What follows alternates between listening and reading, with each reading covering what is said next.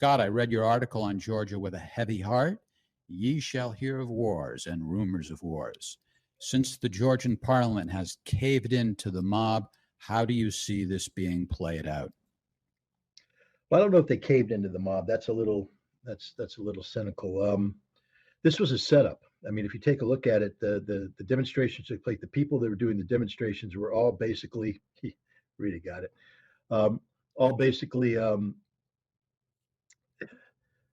people who had taken the U.S. dollar, people who were, on the USAID, money wagon. And notice one of the first things that the United States did is they told the Georgian government, even though these demonstrators are throwing Molotov cocktails and causing violence, that you can't violently suppress these. Now, last time I checked, we never told the French you can't beat the crap out of somebody in Paris. We never told the Dutch you can't stomp somebody in Amsterdam. We normally don't get involved when our fellow democracies beat the shit out of people. But here in Georgia, do not violently suppress this. Why? Because they were doing the bidding of the United States. This is why Samantha Power, the head of USAID, spoke out. This is why another senior U.S. diplomat went to Georgia and said, this law is bad. This law is the exact same law we have. Foreign Agents Registration Act. I mean, basically, if you take 20% of your funding from a foreign government, you got to tell us that you're doing it so we have transparency. So it makes a democracy a democracy. But nope, Georgians can't do it because they'll find out that America is given far more than 20%. We're reshaping the country from the bottom up. So the Georgian government avoided violence. And, violence is a tough one because the U.S. government's been training the Georgian army for the last, 10 years or so.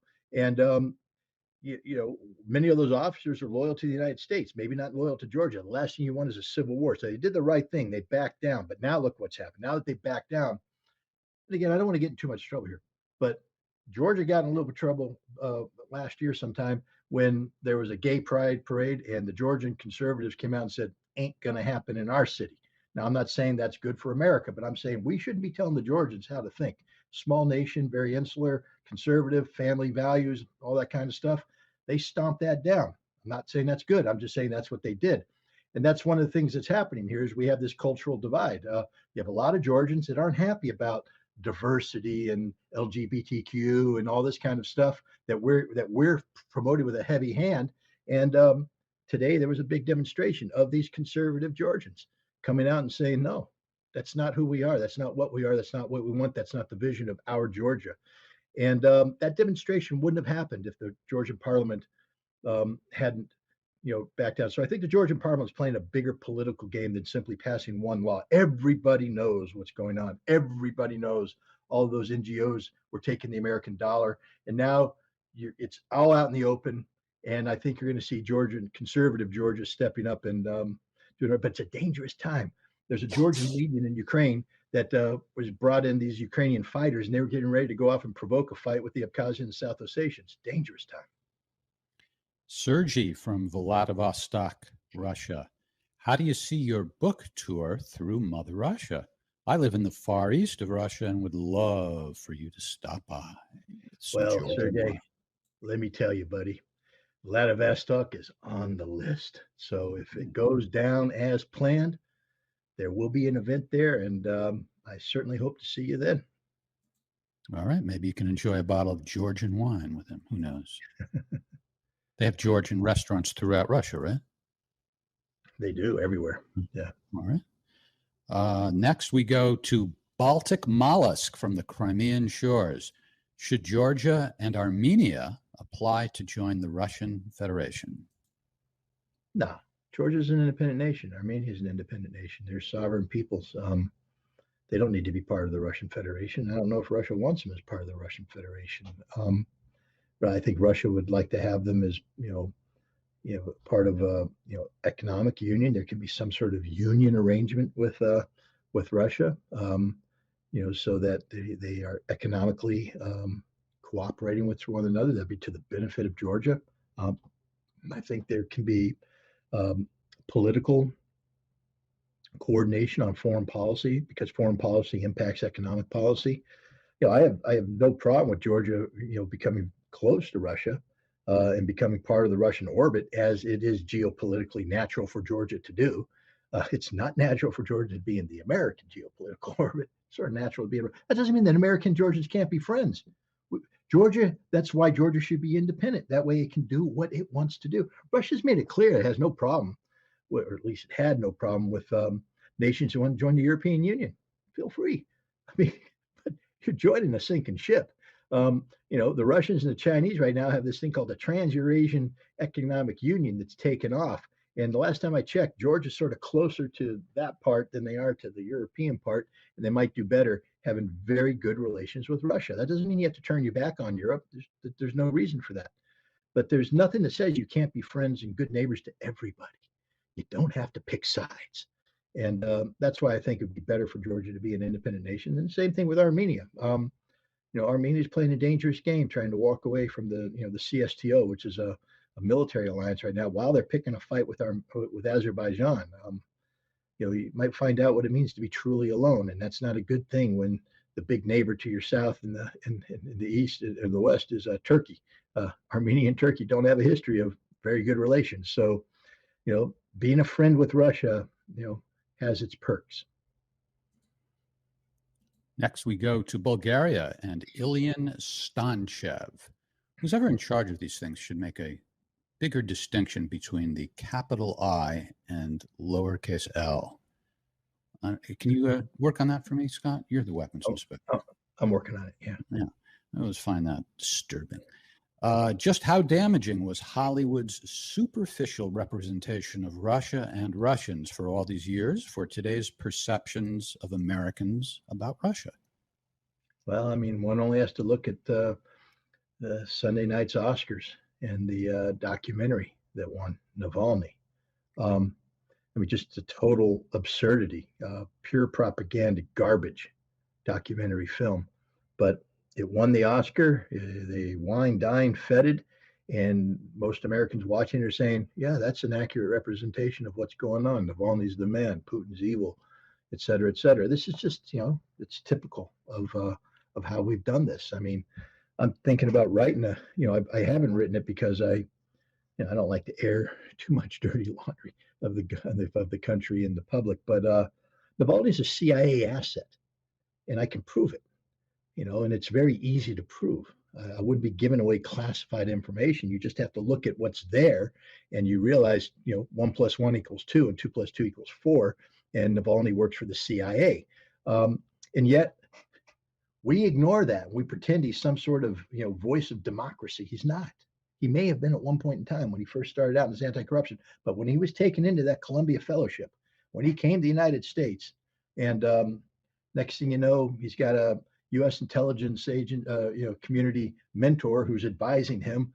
Advising, that means you're going out to dinner with the CIA guys from the certain division who's talking to you about what your future things, how they're going to pay you, how the money's going to come in, how you can communicate, all the trade craft. Navalny's a spy. He's lucky he's alive. In the old days, he used to shoot spies. Right now, the Russians, I guess they don't want to give away their sources and methods of how they know how bad this guy is. So they got him on corruption charges, but he's a spy. He's horrible. An American would never tolerate an American doing for Russia what we tolerate Navalny doing for us. It's a double standard. Okay, I'm not saying that we have to bow down and kowtow to Russia and all that. No, but we have to treat a traitor as a traitor, and we have to recognize what he is. He has betrayed Russia. He's not a great guy, and he's a liar. Everything about him's a lie. But anyways, no, you're right. Russophobia runs deep, and Hollywood is to blame. Shane Martinez from El Paso, Texas. What do you think about the whole split in NATO and problems with shells for Ukraine and difficulties with tanks and artillery supply, etc. story? Is all this disinformation created by State Department paid opinion leaders in order to actually prepare a mighty attacking fist and inflict irreparable losses on Russia? A mighty attacking fist and irreparable losses on Russia. Nah. That's Shane Martinez. They're poets in El Paso. I'm telling you, man, he's got it. There's an epic poem in the making. No, I don't know. What do I think of the split in NATO? I don't know. Ask the Turks, ask the Greeks. Is there a split, or is that manufactured? Ask the Germans, ask the Poles. Is there a split, or is it manufactured? We just go on and on and on. What I think about the shell shortage, I don't know. Maybe there is a shell shortage. They're not making it up. Nobody has any shells left. We've given them all away. So we can go on and on. No, this isn't the truth. This is basically what happens when you overcommit, when you double down on stupid, then triple down on stupid, and then quadruple down on stupid. You get stupid results. So I don't see. Of course, this time next week, the mighty fist is going to hit Russia, and they're going to collapse. Everybody's go, Ritter, you got it wrong. Okay, if that happens, I'll eat my tie. But until then, I'll stick with the assessments that I put out. All right, Shane, we're coming to your state at the end of the month. Come see us. I know El Paso is about 8 hours away. Stop halfway, get yourself a sandwich. You'll enjoy the trip, and then we can see who has a greater way with words, you or the weapons inspector. Shane, we know the answer. All right, next we're going to go to Daniel, my brother. You are older than me. Do you still feel the pain? The Anti-Defamation League supports Ukraine, not Russia. If the Ukraine leadership are actually Nazis, do you really believe the ADL would support them? Well, what I do know is that there's some pretty credible Jewish organizations that do believe the Ukrainian leadership are Nazis, including the chief rabbi of Ukraine and others. The ADL is a horrific organization. They're a hate organization. They're supposed to be an anti-defamation league organization. That's not what they do. They defame everybody else. They're how could they possibly side with Ukraine? How could they possibly? If there's anybody from the ADL listening right now, come on this show and let's have it out, guys. Stepan Bandera, really? I mean, according to Zelensky, he's pretty cool. He's not cool. He's a mass murderer. We can go on and on and on and on about how bad Ukraine is, how anti-Semitic they are. But he's a Jewish president. Well, there were Jews working for the Nazis in the concentration camps too, ADL, and you know that. We call them capos. So Zelensky is a modern day capo. He's selling his fellow Jews down the road to an anti-Semitic far right, Ukrainian nationalist organization that has never liked the Jews. All they've done is kill the Jews. And now you want to pretend that because a Jew is president, controlled by them, that somehow they've changed their stripes? Think again. If they were to win, they're not going to, thank goodness. But if they were, you'd be up against the wall, guys. You would be, because they don't like you. They hate you. They despise you. You're subhuman. Why do I know that? Because they're Nazis. And that's how the Nazis felt about the Jews, too. But you seem to have forgotten that, ADL. No, the ADL disgusts me. Bam, off with them. Anti-Defamation League. All they do is defame people. We're going to get in trouble for that one, but that's okay. Oh, how will we ever cope with controversy? I'm already crumbling. Jafar from France, you often say that the West doesn't listen to what Russians are saying. Putin, in multiple occasions, clearly states that he intends to have this war last for years. Don't you think on a strategic level, a long-lasting war would drain NATO's countries financially, militarily, and economically? Putin has never said on any occasion that he intends to have this war last for years. That's just an absurdity, Jafar. I don't know what you're saying. Putin has made it clear he didn't want this war. What the hell do you think the whole Minsk agreements were about, the Minsk Accords? Why was Russia the only one seeking peace if they intended to have a war that lasted for years? No, this is the West that intends to have wars that last for years. Putin might be saying that the West intends to have wars that last for years, but that doesn't mean that Russia wants wars that last for years. Russia wants a rapid termination of this. Why was Russia the only one that was serious about the 1 April peace agreement if they wanted the war to last for years? No, that's insane. Putin is ready to fight this war, but he's not good. If they want to make this a war that lasts for years, Russia's not wilting. They're not going to run away. But the last thing Russia wants is conflict. If you think that's the case, you don't know anything about Vladimir Putin. He's not the warmonger that George W. Bush was. He's not the warmonger that Barack Obama was. He's not the warmonger that Donald Trump was. He's definitely not the warmonger that Joe Biden is. He's a man who has sought the peaceful solution at every step of the way. What about Syria? Gosh, I think he was invited into that country. Invited why? Because we were trying to overthrow the legitimate government of Syria using jihadists, Al Qaeda, the irony of America, attacked by Al Qaeda, global war on terror. Now we're siding with Al Qaeda to get rid of Bashar al Assad. So Assad reaches out to the Russians and says, help. And the Russians go to help. That's a far cry from the kind of crap we pull in Iraq, Afghanistan, and elsewhere. No, Putin's not looking for a long war. He'll fight one if necessary. But he's not looking for it. That's the antithesis of what he stands for. He stands for, economic opportunity and peaceful coexistence. Yeah. It's a commonly used persuasion tactic where somebody will want to express their opinion, which is totally unlettered and baseless, but they'll say, obviously, it's clearly this or that. And it's like, really? Because you say it's clearly, or they ratchet up the indignation. It's like, the opinion is unassailable. Okay, whatever. Justin from Dublin, occupied Ireland. Okay, Justin, if you say so.